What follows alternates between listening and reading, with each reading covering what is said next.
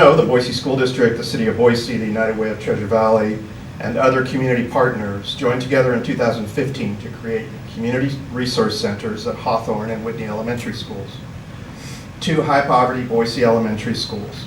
As part of the project, pre-K classes were implemented at those two schools. Thanks to this commitment of resources, nearly 60 students were enrolled in pre-K classes the first year, and 80 have had the opportunity in the second and third years of the program. We firmly believe that the development of pre-reading, language, and social skills in pre-kindergarten programs will go a long way to prevent those problems that I saw later on for our kids. But what do the data say about the success of the program? To answer that question, we have with us Boise State Research Professor Dr. Vanessa Fry. Dr. Fry serves as the Assistant Director of the Idaho Policy Institute and Assistant Research Professor in the Boise State School of Public Service.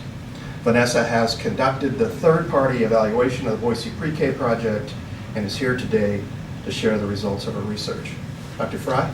So why pre-K? I think a lot of times we focus on the academic achievements that pre-K students are able to achieve when they enter into kindergarten and beyond. But what we saw in our research, and we know from looking at research across the country, is there are also a lot of social benefits of pre-kindergarten. In addition, we know that when children are able to attend pre-K, there's some economic benefits that come to the family. So mom or dad might be able to go to work when the students are at pre-K when they might not otherwise be able to do it. We also know over the long term, the students that attend high quality pre-K have a greater likelihood of achieving just themselves, graduating from high school and going beyond to college. And so there are a lot of really great benefits of pre-K education. Our research was, it was mostly based on the results of two tests, but the school district shared with me some testimonials of parents and of teachers and of principals in the program. And so I'm just going to read through them because I think they're really powerful, right? We know, again, what the numbers say, but what are the people saying that are being impacted by this program? So this is a mother of one of the students. Since the beginning of pre-K, my son has grown into a sweet young man. I'm confident he can enter into his kindergarten year fully prepared and socialized. In pre-K, he made friends, learned how to communicate clearly without anger or frustration, and groomed his conflict resolution skills. And so, again, a lot more benefits than just academic ones. And so what do the test results look like? The light blue is testing below average, the orange is average, and then the dark blue is above average. And so you can see over the course of the year, as these students have access to this high quality pre-K education, their skills are improving. And so that's the first cohort. Here's the second cohort. What I found really interesting about the second cohort is in the spring there weren't any students that were below average, right? And so, you know, maybe there's an opportunity for the teachers to pivot and learn, like, this is what we did in the first year. What can we do in the second year to actually even improve our teaching skills more? And then this is the combined of the two cohorts. So you can see again that, you know, at the end of the spring that these students really have high levels of achievement, which is great to see. This is one of the kindergarten teachers. So this teacher received the students that were from the first cohort. So this is her thoughts based on these students that she had in her class. Students who have entered my classroom from the Pre-K program have had a high degree of success in that transition. They exhibit proper social and academic behaviors and come to school with a high degree of enthusiasm and trust in their teachers. I'm very grateful to have had such a program at my school. And that's one thing that maybe hasn't been anticipated across the community, probably by the academics that know about pre-K, is that a lot of students that come into kindergarten, they've never been in any sort of academic setting before. And it can be really scary for them. They might not trust that teacher. They might not understand what testing or screening is like. The pre-K students have had all that. They've had those opportunities to have screening, to learn how to trust a teacher, how to interact with their peers. And the teachers are saying, hey, we're seeing a big difference in these students. You that aren't familiar with the IRI, and that's the statewide test that that students have in kindergarten through 3rd grade. And it's testing on letter sound fluency, so that's the LSF, and letter name fluency. And what we're seeing here, so those are the test scores, the average test scores of the first cohort of Vista Pre-K students when they entered into kindergarten. And then on the right are the students that were their peers at the 2 elementary schools where pre-K exists that didn't have the Vista Pre-K program. They could have been in another pre-K program. It could have been another high-quality pre-K program. We don't know that, but we know that they didn't attend the Vista program. And what we saw is that throughout the year, the Vista Pre-K students outperformed their peers, no doubt, outperformed their peers. The top is in orange because that was at a statistically significant level, the difference between the two scores. That statistical significance faded over the course of the year, but we think that's because that those students that didn't have pre-K had the opportunity to kind of catch up, right? And so the question is, how much time are those teachers needing to spend with those students to catch them up? You know, is that taking too much of their time? That's kind of something that we don't know, but we can make an assumption that the reason they caught up was because they were getting high quality kindergarten education and they maybe came in with not any pre-K at all. So what do the principals say? What do they think is going on here? This is one principal. The pre-K program has made a significant impact at our school. All of our kindergartners became readers. Their teacher had to come up with new and challenging activities and lessons because they were far beyond their reading abilities compared to previous years. Wow, that's amazing. And so if these kids are already ahead in kindergarten, what are they going to look like in 1st grade and 2nd grade? And I can't wait to get my hands on the test scores to see. I haven't seen them yet, but I imagine we're going to see these students achieving at a higher level. And so here's just the basic breakdown, if you want the basic numbers of what's going on. Of all the Vista Pre-K students that came into kindergarten that we had the IRI scores for, when they came in the fall, 86% of them were at benchmark or above. Wow, 86% at benchmark or above. Now their peers at the 2 elementary schools that did not go to the Vista Pre-K program, their average got them at 53% achieving benchmark or above. Huge difference between the two, right?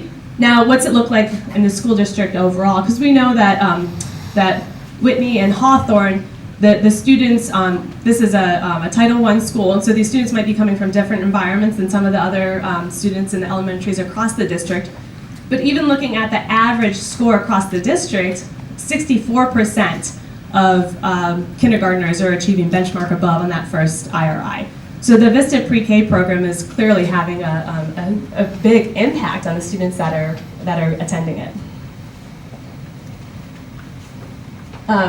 And so from the research that we conducted, I can confidently say that the first 2 cohorts of pre-K students, they are going to be outperforming, and they have outperformed their peers, and they're achieving at higher levels, and they're more prepared for kindergarten. And so I cannot wait to, again, get my hands on the data. I kept on talking to Dr. Coburn about how exciting it is to look at these statistics and see that this program is actually making a huge impact on students that attend it. Well, good morning, everyone. What a great morning! Holy cow! What a good crowd and such a wonderful event and such a great cause. Vanessa has done such great work, not just on this, but she did incredible work with us on the issue of homelessness. And Vanessa, we do wish you well with your PhD, but don't go too far because we want to keep you busy. You know, this pre-K effort was part of the Energize Our Neighborhoods effort in the city.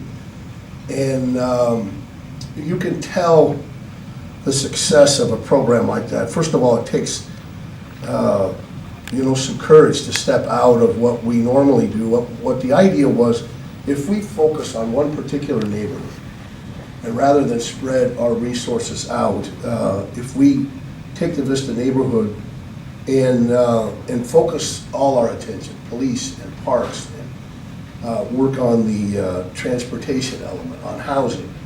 And out of that came the idea that why don't we, in Whitney and Hawthorne, see if we can't bring pre-K to that area and see what kind of results we can get from it.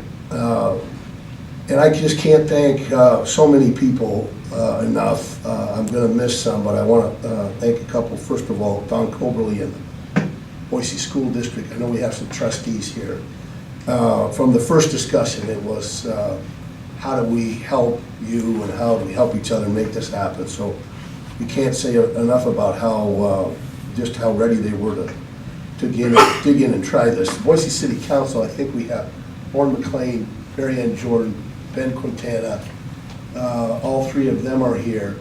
Ben Quintana in particular was the champion of the Energize effort, and they all dug in, but Ben in particular, to help make this happen. You know when a program is successful, first of all, you get a crowd like this at the anniversary of it. That's one indicator, but maybe the best indicator of all, maybe not so much data driven, but I've learned it to be as good an indicator as there is somebody from another neighborhood says, Mayor, where's our Energize? And that's what I've heard dozens of times across the city. It's been so successful that, of course, we're working on those next permutations of this. But when you step out and try something like this, you have no idea what's going to happen. And that's why all of the collaborative efforts are so important. And I want to also thank two incredible partners, the Micron Foundation and, of course, the United Way. Those two groups were there from the beginning and stayed all along. And you hope for these kinds of things, but my gosh, I have seen this information before, but we work with a lot of data in a lot of formats. And obviously this presentation is so dramatically shown, but to think that there are young people in every one of these graphs, in every one of these numbers. There are families, and there are young people, and they're the future of our city and beyond. You just can't say enough about equipping them to succeed. I think it is all our duties, wherever we come at this from, to make sure that we do that.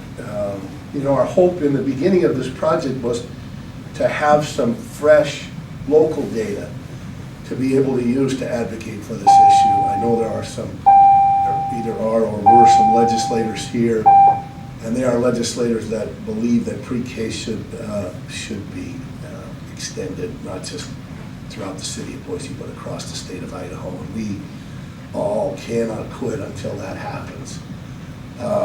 There's probably no more important policy issue that we could all do that will have the kinds of effects that we've seen here. So many thanks to everybody involved in this, and we'll be talking about Energize quite a bit in the future because of the success of this first effort.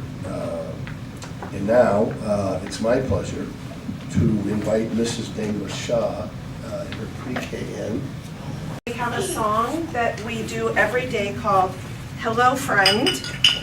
Come on in. And then some of you come up here so you can face your friends while you. And it's a little bit different configuration than our classroom. So you go facing so you can go to your friends. Or we can just do it that way. Okay. Are you ready? Yeah.